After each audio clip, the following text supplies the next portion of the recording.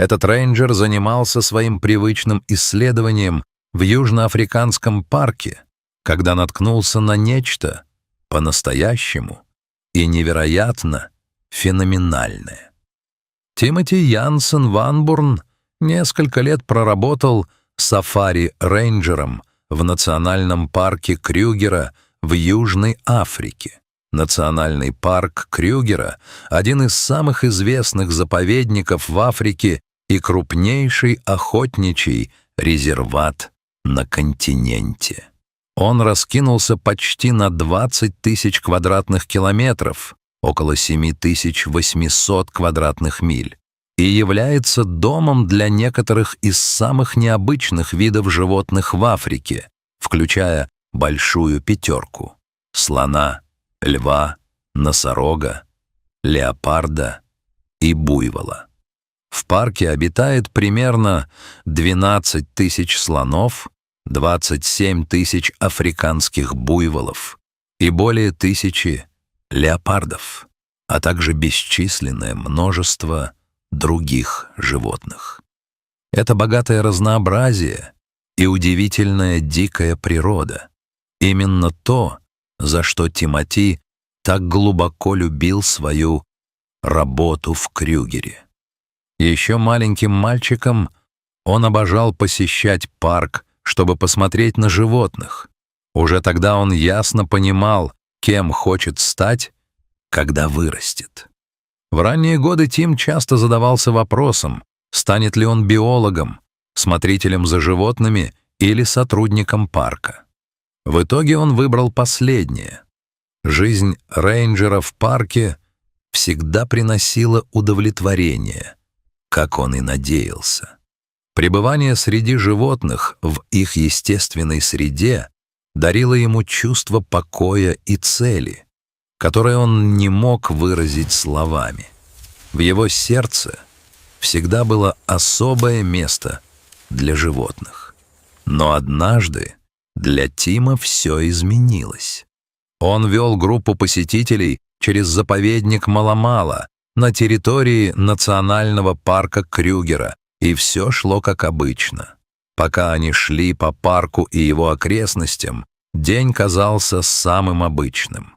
Солнце стояло высоко в небе, а стада животных занимались своими привычными делами, пока группа наблюдала и изучала их.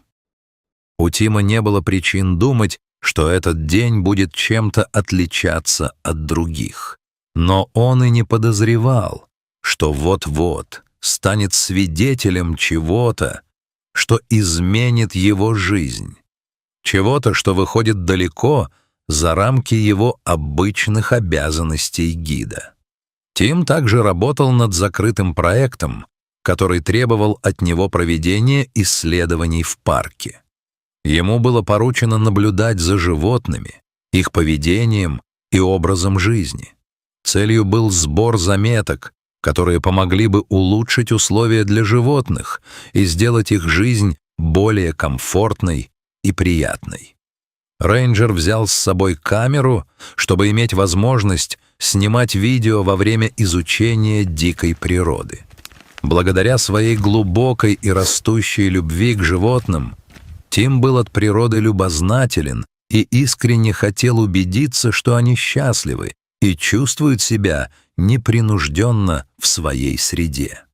Работая с группой посетителей парка в тот жаркий полдень, Тим внезапно остановился, когда один из его спутников указал на что-то вдалеке. Они заметили странное зрелище среди стада слонов, но с того места, где они стояли, было трудно разобрать, что именно это было. Тим не мог с уверенностью идентифицировать это стадо, но он знал, что для слонов вполне естественно перемещаться между различными заповедниками парка. Многие животные часто перемещались между разными частями заповедника, поэтому в поведении этого стада не было ничего необычного.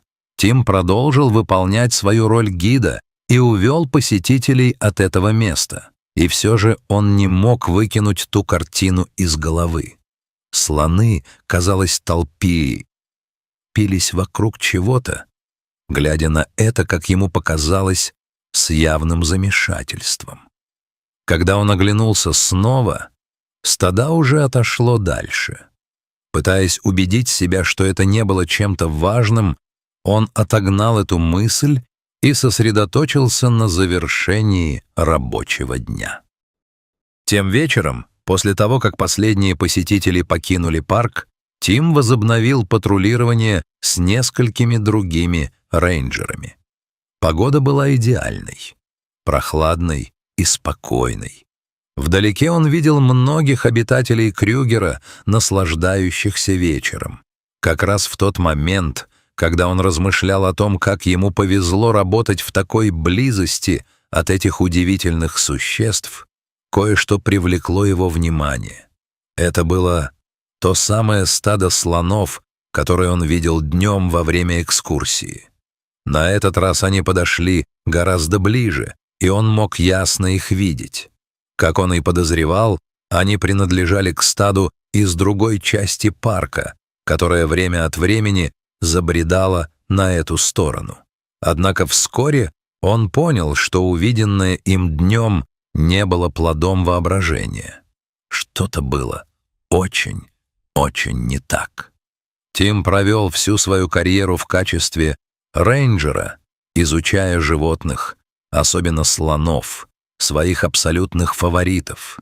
Он провел бесчисленное количество часов рядом с этими массивными, величественными созданиями, и этого было достаточно, чтобы понять, когда что-то идет не так. И судя по тому, что он видел всего в нескольких метрах впереди, что-то определенно было не так.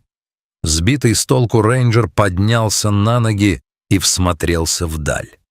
Он прищурился и в конце концов заметил странное маленькое существо, двигающееся вместе со слонами. Удивительно, но слоны, казалось, ничуть не беспокоились из-за его присутствия. На самом деле выглядело так, будто они пытались защитить его. Тим был ошеломлен.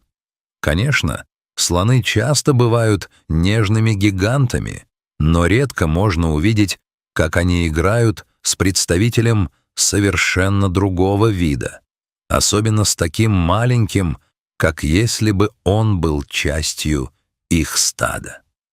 Желая узнать больше об этом странном, маленьком существе, Тим медленно двинулся ближе, стараясь не спугнуть стадо. По мере приближения обзор становился лучше, и от увиденного у него отвисла челюсть. Это было то, чего он никогда не видел в реальной жизни прежде. На самом деле он знал об этом только из нескольких редких книг. Сердце Тима забилось чаще. Он не мог в это поверить. Каким-то образом он наткнулся на существо настолько редкое и захватывающее, что едва мог поверить собственным глазам. Дрожащими руками Тим быстро потянулся за камерой и начал делать снимки и записывать видео. За годы, проведенные в дикой природе и в работе по охране окружающей среды, он никогда не встречал ничего подобного. Он позаботился о том, чтобы задокументировать каждый момент. Найти что-то настолько редкое уже само по себе было невероятно. Но иметь возможность записать это — совсем другое дело. Он знал, что, возможно, больше никогда не увидит ничего подобного. Это был слоненок, но не просто слоненок. Этот был ярко-розовым и невероятно маленьким. Он выглядел почти болезненным и, возможно, был недоношенным. Розовые слоны встречаются исключительно редко. Хотя в некоторых частях Азии и случались единичные встречи, подтвержденные отчеты крайне ограничены.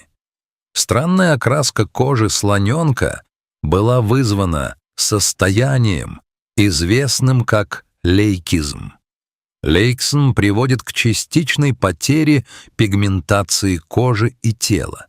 И хотя его часто путают с альбинизмом, это не одно и то же. Альбинизм — это полное отсутствие пигмента во всем теле. Лейкизм — это другое состояние. Какими бы очаровательными и невероятными ни казались розовые слоны, впереди их часто ждет трудная жизнь. Поскольку это состояние вызвано генетической мутацией, оно может привести к осложнениям для слоненка в будущем. Они также очень заметны для хищников, что делает их легкой добычей. К сожалению, нередко стада слонов отвергают розовых телят как изгоев или недоразвитых. Именно это сделало находку еще более примечательной.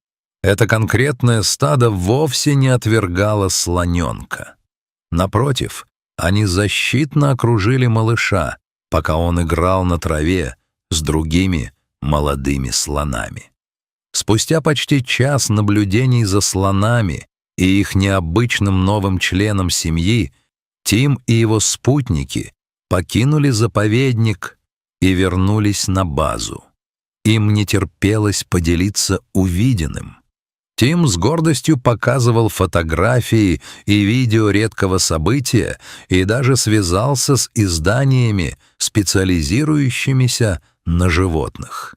В беседе с репортерами Carter News он сказал: «Я был в полном восторге, потому что это нечто совершенно из ряда вон выходящее. Раньше я только слышал об этом. Просто наблюдать за тем, как маленький слоненок играет в стаде, которое его любит и принимает, было прекрасно.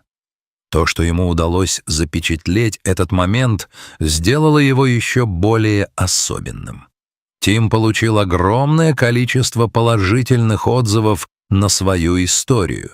Многие люди были поражены тем, что розовые слоны действительно существуют, и некоторые выразили благодарность Тиму за то, что он поделился своим опытом и позволил им стать частью этого путешествия через его слова и снимки.